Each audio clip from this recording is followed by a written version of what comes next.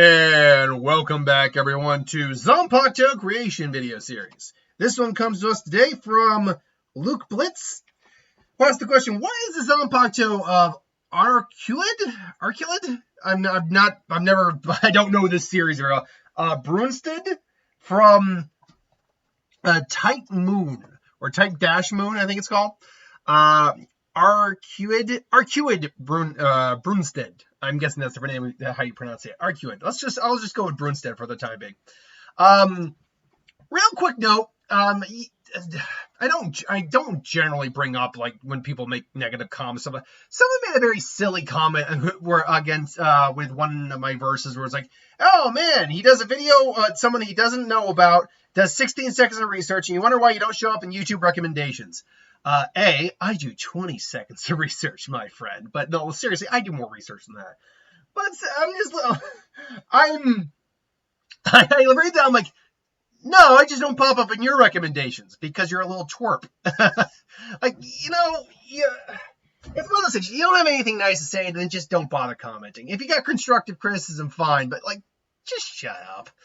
I say all that because this is not a series I'm familiar with. I had to look into what this series was. Now, the series, from what I understand, seems to be a game. It's not an anime or anything, although it looks like it could be an anime. But as far as I know, it's a game, not an anime series or anything like that, as far as I can tell. I'm just confirming that right now, by the way. Let's try Type Moon. I just want to look that up real quick. Type Moon. Is there an anime to it? Okay, it is a video game. All right. So the series is interesting. So this is your main character, Brunestud, who's a vampire, admittedly, but not in the sense you think. So the base concept that I could find for the game is, so the moon, Crimson Moon as it was called. She's the White Princess of the True Ancestors. The title of Brunestud was given to those true ancestors capable of manifesting the Millennium Castle Brunestud. It has been likened to the royal vampire royal family, although it's not strictly. The true ancestors were a race of beings, copied from Type Moon, the ultimate being of the moon, also known as Crimson Moon. Long ago, the will of the planet had no defense mechanism against humanity. Nothing can keep them in check. Thus, Crimson Moon came down and offered to help the planet make a race of ultimate beings to rule over humanity, thus resulting in them being in the consciousness of the planet. True ancestors are related to occurrences such as earthquakes and typhoons, rather than other true ancestors.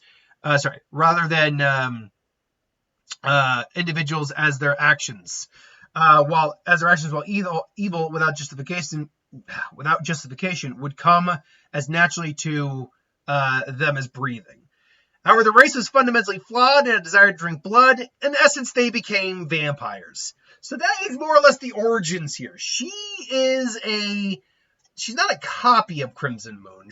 They didn't have a specific reason for creating her. They normally only mold new true ancestors to fit specific needs. There was no need for being as strong as her, but in the end, she originated from nothingness simply as a product to realize the pointless goal of the strongest true ancestor. And there's more to it than that, but yes, that's who you're generally getting with this type of individual. Another vampire, but a powerful one nonetheless. So now she's described as actually being very innocent and kind of pure in many ways, very childlike and full of wonder. So, but she also has, bloodlust that she tries to check whenever she can because she doesn't want to be a monster. So the idea that the moon created them, including her, or being representing the moon created them, leads me to an idea of not a moon-based sword, but a sword with moon in its name. So this would be a Keto type, a katana, like all standard Zanpakuto generally are. Its release would be Glow in the Night. Its name is White Moon, Shiro Suki. And then its Bankai would be Blood Stained Moon, or Kigarati? Sorry. Chi Kigarati Suki. Its spirit would probably look something akin to Crimson Moon due to the fact that she does have a connection to that individual. And you know what? I'm going to look up Crimson Moon right now just so I can know what Crimson Moon actually looks like here, because I didn't even think to look up what Crimson Moon looked like. Come on. Okay, let's just go back there. Okay, Crimson Moon. What does Crimson Moon look like? Let's find out, shall we? It's literally just a Crimson Moon. It's described as a he, but it doesn't have a humanoid form from what I can find. That's interesting to say the least. But yeah, so it could look like it might be a male Zanpakuto. It could be that. I'm not saying it is. I'm not saying it isn't. You make the decision. We don't have a lot of, I think I brought it up before, we don't have a lot of female characters. I actually can't think of any off the top of my head that have a male Zanpakuto. There's men who have female Zanpakutos, Kyoraku, Benihime, Kyokazu Getsu, Nozarashi, and the 8th Kenpachi Zanpakuto. They're all male characters with female Zanpakutos, but I've not yet seen a female character with a male Zanpakuto. Not that this is very important, just pointing out a fact. So why don't we give her a male Zanpakuto? Because Crimson Moon is described as a he, and he's kind of the reason that these all exist. Point being is the form I see it as is very simple. It's a white, almost like crackling with white lightning spear. Very long, not just like a spear, but like a long spear, like almost like a lance. And what it does is it represents the innocence that she generally has. It represents the purity of her. It purifies things it touches. It kind of releases taintedness. Now, what does that kind of mean for combat? Well, if someone's poisoned, they can undo the poison. If their Ryatsu is, for instance, corrupted by outside forces, they can restabilize the Ryatsu. They can basically remove possession, hypothetically. They could even, in theory, remove the hollow portion of someone from a visored. Now, for someone like Ichigo, who's a natural hybrid, that wouldn't work. But for someone like a visor who it was forced upon them, she, in theory, could remove the hollow from them because that's not a natural part of them. So yeah, if a Quincy was dealing with sickness from like a hollow Ryatsu, she'd be able to purify that. Theoretically, if she went out to Ukitake, she could cure Ukitake of his disease. That's what purifying means. In theory, if they trained hard enough, she could even separate negative and positive aspects of things, but that's not really what the Zanpakuto is doing. Her Bankai, though, I see her basically kind of sticking her spear up a little higher than her head, basically drawing a circle in front of her, a red moon, or a white moon with bloodstains suddenly appears behind her. It's more of just a visual representation of the Bankai being activated more than anything else. It's not really physically there. It's more just seen. And the lance kind of splits and deviates into two smaller but more jagged lances. So it goes from purifying to corrupting, because this would lead to the bloodlust, the monster in her that she doesn't want to give into. This would be somewhat more of that inner, that core aspect of her. Now, if you want to make an argument, say that maybe you could flip-flop these things and say that it's more of a corrupting force or Shikai, which she doesn't understand why, and then her true self is actually the purifying force of it. You could go that route too.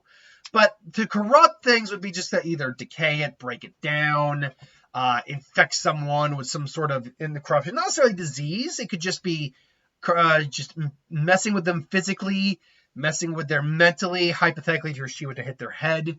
Corruption is a very broad concept. But purifying and corrupting are two core concepts that work together in tandem.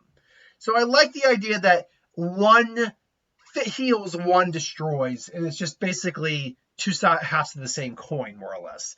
Now you could say, well, that doesn't work, because Zanpakuto generally had to have a theme tied to each other with their Shikai and Bankai. And that is the theme. One is the healer, one is the purifier, one is the corruptor, one is the destroyer. Because both sides are connected, especially when especially as two as two sides of the same coin of the universe. Now, again, Ryatsu versus Ryatsu, if someone's stronger than her, she's not going to be able to do anything against him. Also, another issue the Zanpakuto has, it's got no range capabilities. This is a Zanpakuto that you have to get in close to your opponent to use. You can't fire. I mean, theoretically, she could throw it her javelin like Lance, no problem. She just can't summon it back at all. Beyond that, I mean, there are ideas that are incorruptible. Like, hypothetically, if she were to try to corrupt someone's will, there are individuals who are incorruptible. You will not be able to sway them. You cannot corrupt them. It's kind of like the Joker said in the Dark Knight. You truly are incorruptible, aren't you? So yeah, there's things you can't purify. There's sometimes evil that is too pure to purify. So there are things that both her Shikai and her Bankai would not be able to work on. But overall, that is my concept for this Zanpakuto. What do you think? Do you like this? Do you dislike it? I'm not well versed in this series, by the way, so be gentle with me in your comments. Until then, I did the best I could given the information I could find. Until then, thanks for watching. Hope you enjoyed. Like, comment, share, subscribe. As always, if you want to review something, put in the comments below. Let us know. We'll do a review of it at some point. Hit that bell if you want to be notified, and I'll see you guys later.